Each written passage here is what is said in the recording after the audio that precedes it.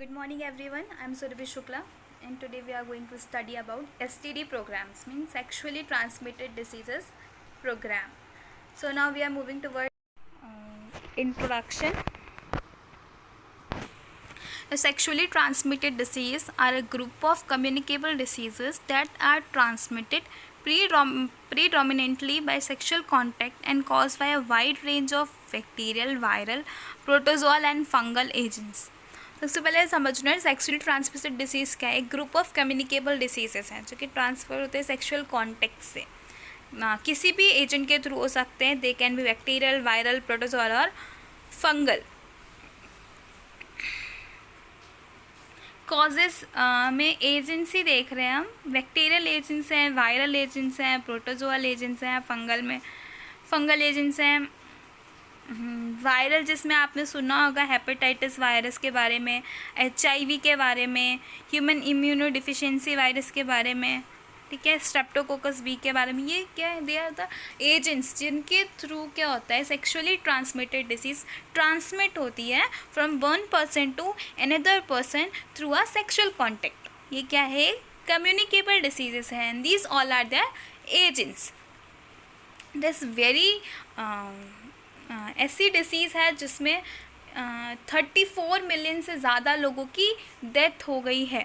India का अगर अपन data देखें तो गवर्नमेंट ने नेशनल एड्स कंट्रोल प्रोग्राम भी लॉन्च करा था इसको कंट्रोल करने के लिए. एज इसका कोई क्योर नहीं है बट एंटी रेट्रोवायरल थेरेपीज़ हम दे सकते हैं जिससे एक बेटर लाइफ ज़रूर प्रोवाइड कर सकते हैं.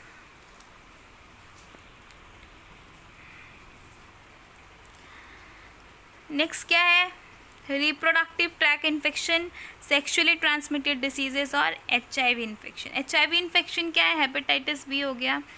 Oral anal STD sexually transmitted infection भी हो सकता है. सेक्सुअली ट्रांसमिटेड इन्फेक्शन में कैसे हो सकता है, ये है कि क्या क्या डिसीजेस कॉज हो सकती हैं. हेपेटाइटिस बी हो गया, ठीक है, और सेक्सुअली ट्रांसमिटेड इन्फेक्शंस कौन से हो गए, ये सारी क्या एजेंट्स हैं, ठीक है. गोनोरिया वगैरह, सिफिलिस वगैरह एजेंट्स हैं. नाउ रिप्रोडक्टिव ट्रैक इन्फेक्शन का रिप्रोडक्टिव ट्रैक से हो सकता है डिस्ट्रप्शन ऑफ नॉर्मल वेजाइना, ठीक है, candida. Postpartum and post abortion infection हो सकता है. Infection following procedures. आईयूडीज़ हैं इंटरयूट्राइन डिवाइसेस जो इंसर्ट कराते हैं लाइक कॉपर टी, उसके ड्यूरिंग में भी क्या हो सकता है, इन्फेक्शंस हो सकते हैं. Now factors that increases the risk of reproductive tract infection. Poor general health. अगर पर्सन की जनरल हेल्थ पुअर है, मतलब वो हाइजीन मेंटेन नहीं करते हैं अपने ग्रोइंग रीजन हो गया, प्राइवेट पार्ट्स हो गया, इन सब की क्या अगर पर्सन हाइजीन मेंटेन नहीं करता है तो बहुत ज़्यादा चांसेस है कि रिप्रोडक्टिव ट्रैक इन्फेक्शन इस पर्सन को हो जाए. पुअर जेनाइटल हाइजीन, जैसे मैंने पहले बताया, अगर जेनाइटल पार्ट्स जो हो गए पर्सन के, अगर वो उसमें हाइजीन प्रॉपर हाइजीन मेंटेन, ये ज़्यादातर फीमेल्स में क्या होता है, मेंस्ट्रुएशनल हाइजीन्स के बारे में भी उन्हें नहीं पता होता है. और अगर पर्सन को नहीं पता है कि कैसे मेंटेन करना, वो अच्छे से मेंटेन नहीं कर रहा है हाइजीन, तो क्या हो सकता है, रिप्रोडक्टिव ट्रैक इन्फेक्शन क्या हो सकता है, पर्सन को हो सकता है. पुअर मेंस्ट्रुएशनल हाइजीन, जैसे मैंने बोला कि पुअर मेंस्ट्रुएशनल हाइजीन, जैसे अभी भी आप कई जगह देखोगे, कई रिमोट एरिया में देखोगे, जो विमेंस हैं, जो टीनेजर्स हैं, या जो बच्चे जिन्हें भी मेंसेस स्टार्ट हुए हैं अभी, उन्हें नॉलेज ही नहीं है कि मेंस्ट्रुएशनल हाइजीन क्या होती है, उसको मेंटेन कैसे करते हैं. ये एक प्रॉपर सैनिटरी जो पैड्स होते हैं उन्हें कितने टाइम तक यूज़ करना चाहिए, कब चेंज करना चाहिए, किस तरह से यूज़ करना चाहिए, they don't have their proper knowledge. ऐसे में क्या होता है, मेंस्ट्रुएशनल हाइजीन क्या होती है, पुअर होती है, अच्छे से हाइजीन मेंटेन नहीं हो पाती है. जो कप्स वगैरह यूज़ करते हैं वो रीयूज़ करते हैं, पर उन्हें पता नहीं कि उसको बॉईल करना होता है, उसको बॉईल कर गर्म पानी से वॉश करना होता है. सो ऐसी चीज़ें क्या होती है, लोगों को पता नहीं होती हैं. तो लैक ऑफ अवेयरनेस, या आप बोल सकते हो lack of knowledge also can lead to poor menstrual hygiene which can lead to reproductive tract infection. Unhygienic practices by service provider during deliveries abortions, IUDs insertions in women. क्या हो गया, जैसे unhygienic practice, अगर आप कोई भी women क्या है डिलीवरी के लिए जा रही है, तो अगर जो भी सेंटर्स है जहाँ पे डिलीवरी हो रही है, हॉस्पिटल्स हैं, वहाँ पे अगर प्रॉपर हाइजीनिक प्रैक्टिसेस नहीं यूज़ हो रही है, जो भी इंस्ट्रूमेंट्स यूज़ हो रहे हैं फॉर नॉर्मल वेजाइनल डिलीवरी के लिए, जितने भी अगर वो प्रॉपर सैनिटाइज नहीं हुआ है, उस एरिया में सैनिटाइजेशन नहीं हुआ है, तो क्या हो सकता है, इस वीमेन को क्या हो सकता है, रिप्रोडक्टिव ट्रैक इन्फेक्शन ईजिली हो सकते हैं. अबॉर्शंस भी अगर कहीं वीमेन करवा रही है और अबॉर्शन के लिए भी इंस्ट्रूमेंट्स क्या है, सैनिटाइजेशन नहीं है, अच्छे से प्रॉपर क्लीननेस के साथ अगर नहीं हो रहा है, तो क्या हो सकता है, जो वीमेन है उसको रिप्रोडक्टिव ट्रैक इन्फेक्शन ईजिली हो सकता है. इवन कई बार क्या वीमेंस IUDs इंसर्शंस के लिए जाती हैं, इंट्रायूट्राइन जो भी डिवाइस जैसे कॉपर टी वगैरह हो गए, इंसर्शन के लिए जाती हैं, तो अगर प्रॉपर अच्छे से अच्छे से क्लीननेस के साथ जो प्रोसीजर नहीं हुआ, तो बहुत ही ज़्यादा चांसेस होते हैं रिप्रोडक्टिव ट्रैक इन्फेक्शंस के लिए. इसीलिए जो भी ये सारी प्रैक्टिसेस, जो भी डिलीवरी हो गया, अबॉर्शन हो गया, IUD इंसर्शन, ऐसे कोई भी चीज़ करवानी है, कोई भी प्रोसीजर करवाना है, तो एक अच्छी जगह पे चाहिए, एक जहाँ पे अच्छी प्रैक्टिस होती हो हाइजीन की, एक्सपर्ट्स के पास जाइए, क्योंकि उन्हें पता है किस तरह से हैंडल करना है, किस तरह से क्लीनलीनेस मेंटेन करनी है, और आप कोई और इन्फेक्शन घर लेके ना आए.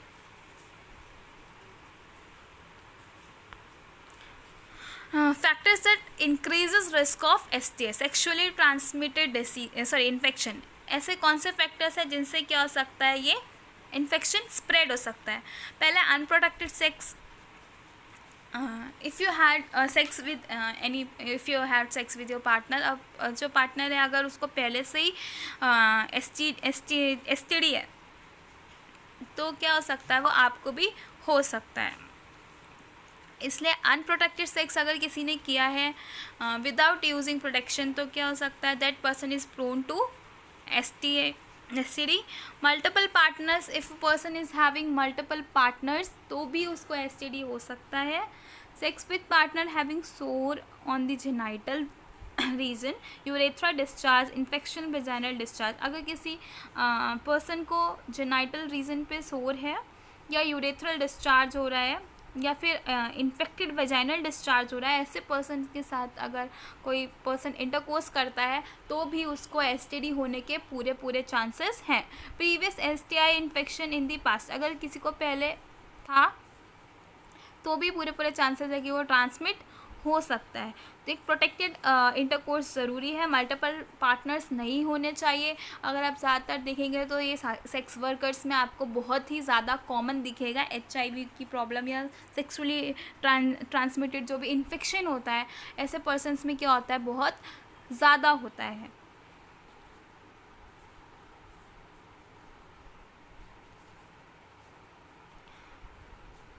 National sexually transmitted disease control programme, STD का control programme has been operated in India since 1949 से ये प्रोग्राम क्या हुआ, ऑपरेशन में लाया गया. The programme is based on in the specialised facilities offering clinical services for diagnostic and treatment. इस programme का मेन एम क्या, इस प्रोग्राम के अंडर क्या हो रहा था, अच्छी फैसिलिटी प्रोवाइड कर रहे थे क्लिनिकल सर्विसेज की, जिसमें आपको पूरा डायग्नोसिस भी करेंगे और प्रॉपर ट्रीटमेंट भी प्रोवाइड करते हैं. Government of India has established 62 surveillance centre for screening person practice high risk behaviour, 29 zonal blood testing centres in metropolitan cities, an additional 89 blood testing centers in 83 large cities for screening all pooled plasma for HIV infection.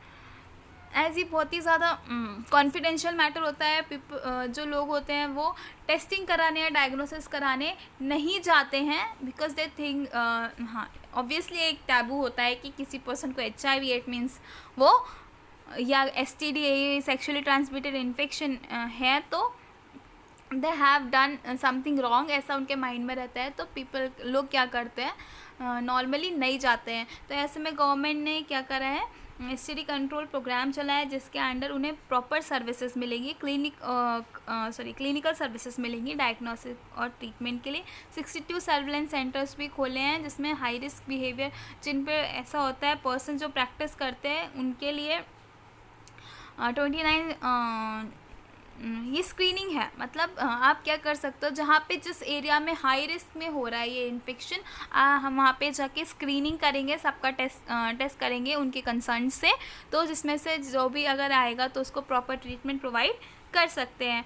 Blood testing centres खोले हैं कई जगह पे for screening all pool plasma for HIV infection, जिससे क्या हो सके screening हो सके और ज़्यादा से ज़्यादा अगर कोई इन्फेक्टेड निकल रहा है तो ज़्यादा से ज़्यादा लोगों को हम क्या कर सके, गुड लाइफ, एक बेटर लाइफ, और क्या कर सके, ड्रग्स प्रोवाइड कर सके, ट्रीटमेंट प्रोवाइड कर सके विद देयर कॉन्फिडेंशियलिटी मेंटेन करते हुए।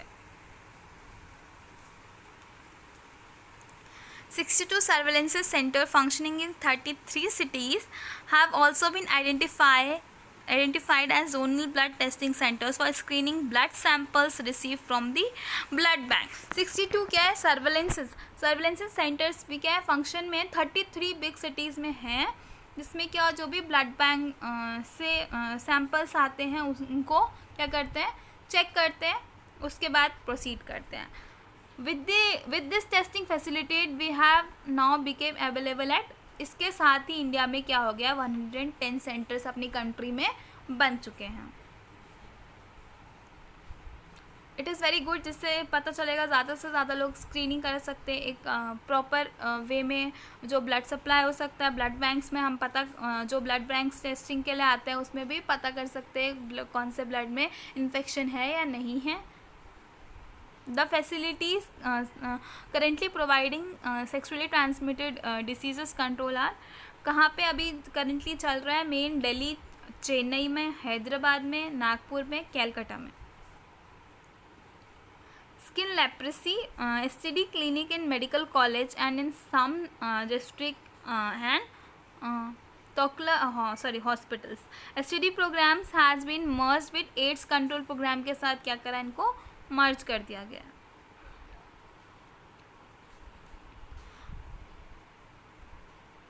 Now the National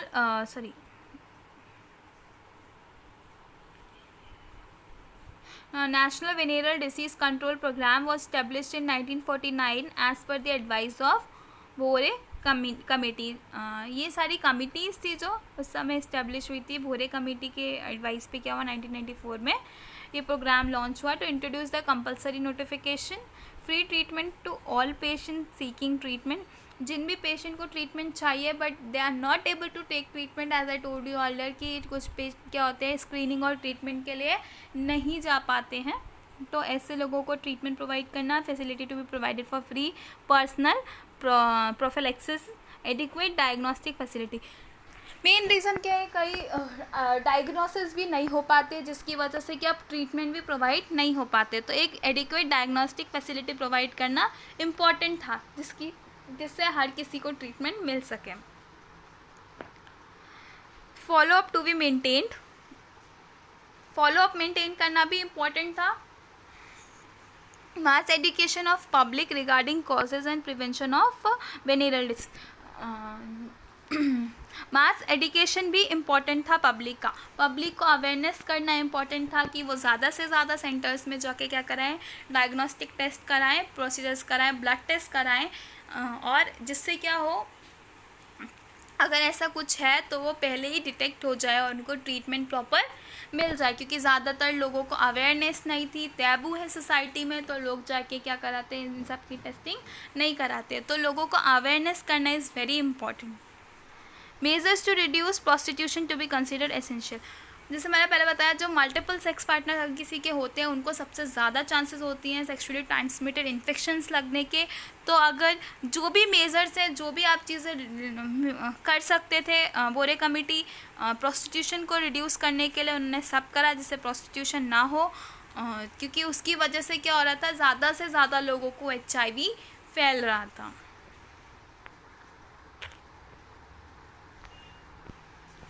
WHO participation, world health organisation का क्या पार्टिसिपेशन था? Sexually transmitted diseases cases management aim to provide rapid and effective treatment to patients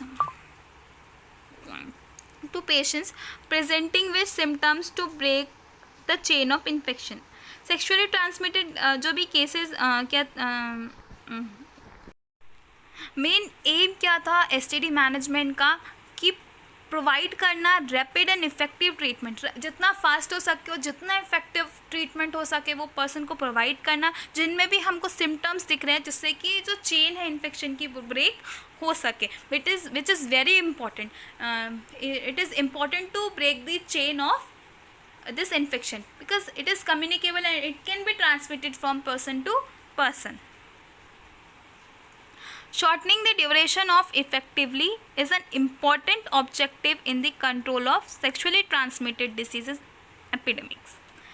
Shortening क्या करना है? Duration of infectivity is an important objective. जो infection का duration है उसको क्या कट ऑफ करना, शॉर्ट करना इज़ वेरी इंपॉर्टेंट, जिससे कि क्या हो सके ये एपिडेमिक सेक्सुअली ट्रांसमिटेड डिसीजेस का एपिडेमिक क्या हो सके कंट्रोल हो सके. There is a strong evidence that syndromic case management is an effective approach for patients with urethral discharge and genital ulcer. Breaking the chain of infection also involves treating as many sexual partners of people with sexually transmitted diseases can be identified. Several partner-treated strategies have been described with success rates as high as 30 to 50%. Chain infection as I told you कि एक person to person transmit हो रहा है, तो chain तोड़ना बहुत ही important है इस इन्फेक्शन की. इसमें क्या होंगे? Treating many sexual partner of a person. अगर किसी पर्सन को एसटीडी है तो अगर उनके मल्टीपल सेक्शुअल पार्टनर्स हैं उनको भी ट्रीटमेंट प्रोवाइड करना है. ऐसे हम क्या कर रहे हैं? एक चेन को ब्रेक कर रहे हैं. Even if a person had sexual intercourse with their multiple partners, तो हम क्या कर रहे हैं? उनको भी ट्रीटमेंट प्रोवाइड कर रहे हैं. सेवरल पार्टनर ट्रीटमेंट स्ट्रैटेजीज, ये एक स्ट्रैटेजी है जिससे क्या हो रहा है? सक्सेस रेट 30 to 50% बढ़ गए हैं. If a person have HIV, obviously उसको कहीं से HIV हुआ होगा और ऑब्वियसली उसने कहीं ना कहीं इंटरकोर्स किया होगा विद पार्टनर्स. तो जो भी उसके पार्टनर्स हैं उस पर्सन के साथ साथ उन पार्टनर्स को भी क्या मिल रहा है? ट्रीटमेंट मिल रहा है. इसकी वजह से एक चेन टूट रही है और इस स्ट्रैटेजी की वजह से जो हमारे सक्सेस रेट बढ़े थे इस प्रोग्राम के 30 to 50% तक इंक्रीज हो गए थे.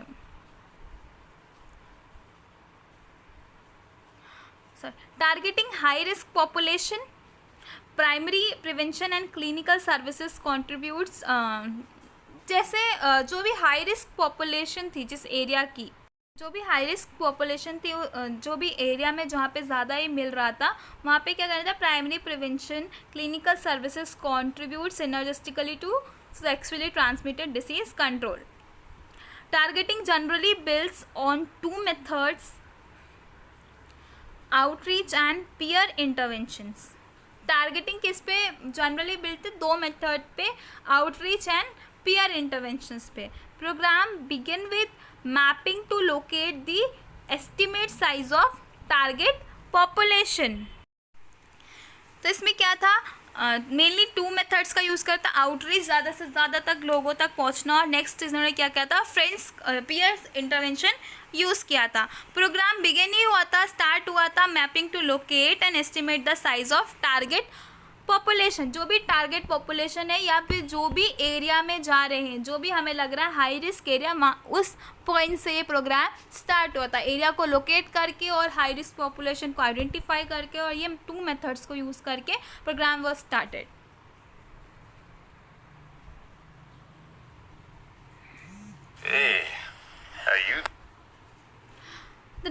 India's HIV/AIDS Prevention and Control Act 2017.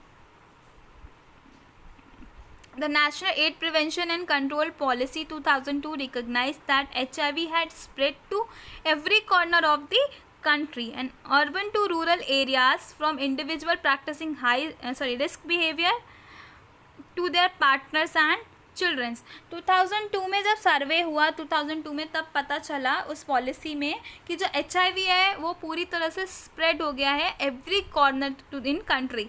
Urban से लेके रूरल एरिया तक ये स्प्रेड हो चुका है। सो इंडिविजुअल प्रैक्टिसिंग, जो पर्सन प्रैक्टिस कर रहा है उसमें रिस्क बिहेवियर तो है ही, साथ में उनके पार्टनर्स में और उनके बच्चों तक में, चिल्ड्रंस तक में ये देखने को मिल रहा है। It was normally adopted in 2002 and under national AIDS control programme 2 the main purpose of this policy was to begin in a legal sanctions to prevent discrimination of PLHIV in work and financial settings।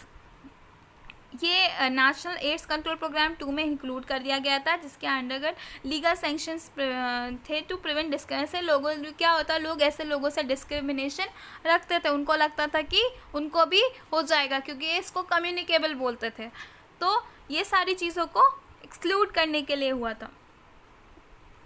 अगर कोई working place में ऐसा हो रहा है या कहीं भी पब्लिक प्लेस में ऐसा नहीं कर सकते आप। In continuation to this policy, India initiated the drafting of HIV specific legislation in early 2000s. Following several iterations and consultative processes in 2014, an HIV/AIDS bill was introduced in the Indian Parliament, was passed in 2017. जो HIV और AIDS का bill था वो कब पास हुआ parliament में 2017 में, which was subsequently ascended by the President of India. Some of the salient features of Act are the requirement for HIV testing as a prescriptive for obtaining employment or assessing health care is prohibited. अगर आप कहीं पर provide कर रहे हो job तो मना था आपको HIV टेस्टिंग, क्योंकि ये बहुत ही कॉन्फिडेंशियल मैटर था, आपका कंसेंट भी इसमें इम्पॉर्टेंट था। एवरी HIV इन्फेक्टेड और affected person below age of 18 will have the right to live in shared household, enjoy household facility. जो भी अंडर 18 के बच्चे थे जिन्हें HIV इन्फेक्शन था, उन्हें ऐसा आइसोलेट करके नहीं रखना था, उन्हें फैमिली के साथ ही रखना था, और वो भी उनको राइट था कि वो इन्जॉय कर सकते हैं हाउस होल्ड फैसिलिटीज़ को। Provide an environment for safe treatment, safe treatment के लिए एक बेटर इन्वायरमेंट, अच्छे क्लिनिक्स, अच्छे diagnostic centres, blood test centres को प्रोवाइड करना और बेटर ट्रीटमेंट के लिए एक अच्छा एनवायरनमेंट प्रोवाइड करना ज़रूरी था। Now what were the strategies? क्या क्या स्ट्रैटेजीज़ का यूज़ हुआ था? Number 1, case detection. केसेस को डिटेक्शन करने में, case detection is an essential part for control programme. कोई भी कंट्रोल प्रोग्राम के लिए हमें क्या करना है, केसेस को डिटेक्शन करना is the basic and the most important part. अगर आपको पता ही नहीं चलेगा कौन सा हाई एरिया है जहाँ पे हाई रिस्क एरिया, या कौन सा ऐसे एरिया में हो रहा है, कौन सी हाई रिस्क पॉपुलेशन है जहाँ से आपको केसेस डिटेक्ट करना है, तो आप ट्रीटमेंट प्रोवाइड नहीं कर सकते हो। नंबर 1 है स्क्रीनिंग। स्क्रीनिंग जैसे मैंने बोला हाई रिस्क एरिया हो गया, ऐसे लोगों में क्या हो गया, स्क्रीनिंग करना इंपॉर्टेंट है। Screening the testing of apparently healthy volunteers from the general population of early detection of disease. Screening में हम क्या करेंगे, जो भी वॉलेंट्रीज आ रहे हैं हेल्दी, सब जितने भी वॉलेंट्रीज आ रहे हैं उन सबका स्क्रीनिंग करते हैं। जनरल पॉपुलेशन में कोई भी आ सकता है, सबका स्क्रीनिंग करते हैं डिटेक्शन ऑफ डिसीज़ के लिए। High priority is given to screening for special groups. Pregnant womens हो गए, ब्लड डोनर्स हो गए, इंडस्ट्रियल वर्कर्स हो गए, army, police, refugees, convict, restaurants and hotel staff etcetera. ये जो सारे लोग थे इनके लिए क्या था, हाई प्रायोरिटीज़ थी, उनको पहले प्रायोरिटीज़ दी जा रही थी स्क्रीनिंग के लिए। मतलब जनरल पॉपुलेशंस में भी ये जो कैटेगरीज थी, इन कैटेगरीज़ के लोगों को सबसे पहले क्या प्रायोरिटीज़ दी जा रही थी, जैसे प्रेग्नेंट वीमेंस हो गई, ब्लड डोनर्स हो गए, इंडस्ट्रियल वर्कर्स हो गए, आर्मी पुलिस हो गए, रेफ्यूजीज हो गए, कॉन्विक्ट रेस्टोरेंट्स हो गए, होटल स्टाफ हो गया एक्सेट्रा। नेक्स्ट है contact tracing. In this technique by which the sexual partner of diagnosed patient are identified, located, investigated and treated. Obviously अगर कोई पर्सन आ रहा है, हमने उसका स्क्रीनिंग करा और बाद में पर्सन का डायग्नोस्टिक टेस्ट के बाद पॉजिटिव आया है for particular infection, sexually transmitted infection, तो इसमें नेक्स्ट उन्होंने टेक्निक क्या यूज़ करी थी, उस पर्सन को क्या करना है, पार्टनर को आइडेंटिफाई करा था। ऑब्वियसली उसके पार्टनर को भी होगा, अगर उस पर्सन को होगा, हम तो मेन इनका एम ही चेन तोड़ना था इस इन्फेक्शन की। तो अगर पर्सन आया है पॉजिटिव तो उसके पार्टनर को आइडेंटिफाई करा, उसके पार्टनर को लोकेट करा और फिर इन्वेस्टिगेट करा कि whether the person that partner is having HIV or not, sorry or sexually transmitted infection or not. अगर है तो फिर ट्रीटमेंट प्रॉपर प्रोवाइड किया।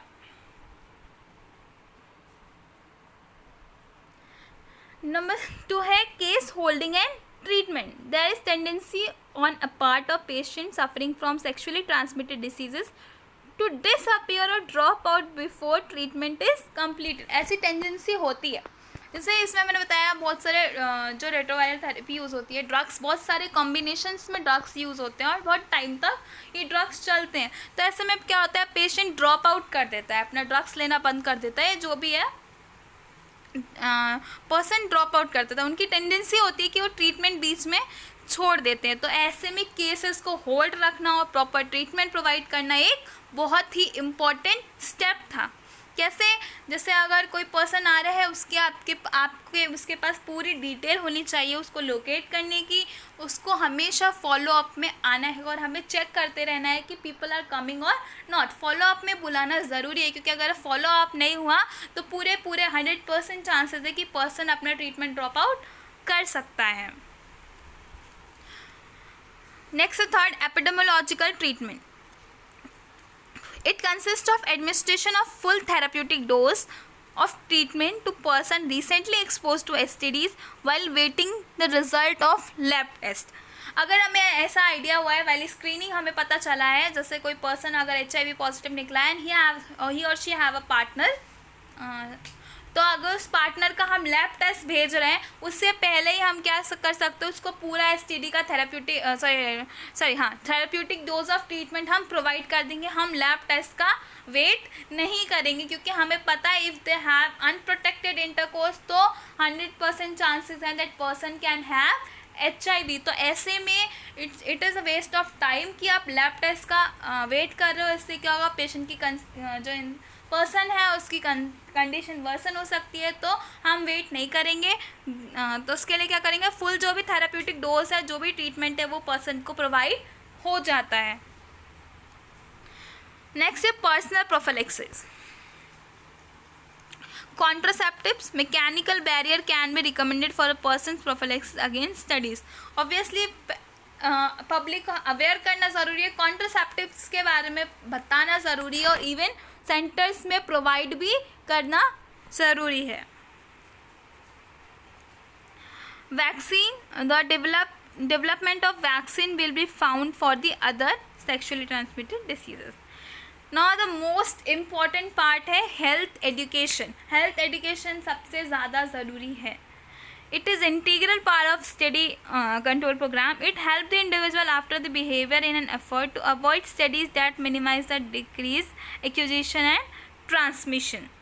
अवेयर करना इसलिए इम्पॉर्टेंट है, people don't know about the disease. उनको नहीं पता उनको क्या करना चाहिए, क्या नहीं करना चाहिए, what is important for them, कि ट्रीटमेंट ड्रॉप आउट क्यों नहीं करना चाहिए। और उनको ये भी नहीं पता कि ये कम्युनिकेबल है तो ये किस तरह से फैल सकता है। किसी को टच करने से ऐसी डिसीज़ेस नहीं फैलती हैं, ऐसे लोगों में डिस्क्रिमिनेशन ऐसे लोगों के साथ नहीं हो। ये सारी चीज़ों के लिए क्या है, एक सोसाइटी को, पब्लिक को एडुकेट करना, उनको नॉलेज प्रोवाइड करना, अवेयरनेस प्रोवाइड करना बहुत ही ज़्यादा इम्पॉर्टेंट हो जाता है। नेक्स्ट है effective case management. Case management effective कैसे हो सकता है, prevention, complication, decrease spread and reinfection, opportunity for patient education. तीन पॉइंट्स है प्रिवेंशन, प्रिवेंट कॉम्प्लिकेशन। कैसे प्रोवाइड कॉम्प्लिकेशन को आप प्रिवेंट कर सकते हो, प्रॉपर ट्रीटमेंट देके, एडिक्वेट ट्रीटमेंट देके। और कैसे कर सकते हो आप प्रिवेंट, किस तरह से और कर सकते हो आप। ऑब्वियसली आप एक अच्छी ट्रीटमेंट देके आप क्या कर सकते हो, और ज़्यादा कॉम्प्लिकेट होने से चीज़ें बचा सकते हो। डिक्रीज स्प्रेड एंड री इन्फेक्शन, इसको बढ़ने से तोड़ सकते हो। If a person is found positive तो उसके पार्टनर को हम प्रोवाइड कर सकते हैं ट्रीटमेंट, जिससे कि क्या होगा, स्प्रेड नहीं होगा, री इन्फेक्शन पर्सन में वापस ना हो। अपॉर्चुनिटी फॉर पेशेंट एडिकेशन, पेशेंट को एडिकेट भी करना होता है। Why prevention and control of STI and RTI in India?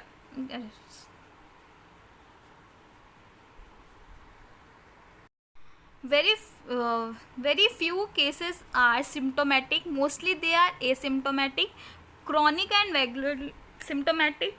People do not seek treatment easily, but they can transmit infection even when they not have infection. क्यों हमें screening ज़रूरत है, control करना ज़रूरत है? क्योंकि ज़्यादातर एसिम्टोमेटिक होते हैं। कुछ केसेस में ही ऐसा होता है कि पर्सन में कुछ सिम्टम्स दिख रहे हो, ऐसे में क्या होता है, वो ट्रीटमेंट नहीं लेते हैं बिकॉज दे डोंट नो कि उनको कुछ ऐसा इन्फेक्शन है, और वो क्या करते हैं, ऐसा इन्फेक्शन क्या लोग दूसरों में ट्रांसमिट करते जाते हैं। Sex is a taboo subject, so people, especially women, do not discuss problem.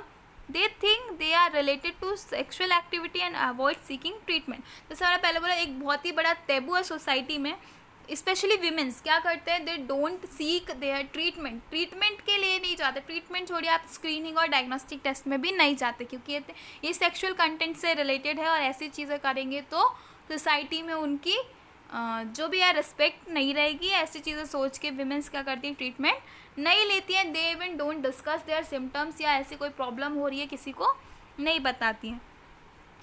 Often treatment is taking from क्विक्स treatments even when taken is often inadequate, incomplete, left halfway। ज़्यादातर जो ट्रीटमेंट है लेते ही नहीं है, अगर ट्रीटमेंट लेते भी हैं तो बीच में आधा या छोड़ देते हैं, ड्रॉप आउट कर देते हैं।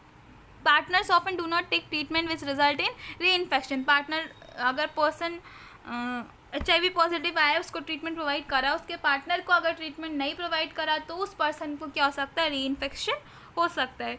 Over burden and under trained health care worker, अगर वो हेल्थ केयर वर्कर पे आपने ज़्यादा बर्डन डाल रखा है, ज़्यादा पॉपुलेशन दे रखी है फॉर स्क्रीनिंग, या अंडर ट्रेंड वर्कर दे रखा है, तो भी कोई फ़र्क नहीं पड़ेगा HIV कंट्रोल में। Stigmatization attitude of healthcare worker toward marginalized high risk group, that is most at risk population। अगर ऐसा एटीट्यूड रहा वर्कर्स का, एक स्टिग्मा बना के रखा, तो भी ये कंट्रोल में नहीं होगा। इनएडिक्वेट रेफरल सिस्टम हुआ, अगर रेफ़र करने का सिस्टम अच्छा नहीं हुआ, लिमिटेड प्रिवेंटिव स्ट्रेटजीज ही यूज़ करें, या इनएडिक्वेट प्रिवेंशन एजुकेशनल एफर्ट यूज़ करें, स्पेशली फॉर यूथ। इसमें 7 स्टेप्स दिए हैं जो आप ले सकते हो। आप हिस्ट्री ले सकते हो, फिजिकल एग्जामिनेशन कर सकते हो, ट्रीटमेंट प्रोवाइड कर सकते हो, हेल्थ एजुकेशन प्रोवाइड करना है प्रिवेंशन के लिए, condoms and demonstrates are use, obviously contraceptives भी प्रोवाइड करनी है, offer partner treatment, follow up and referral needed. Thank you.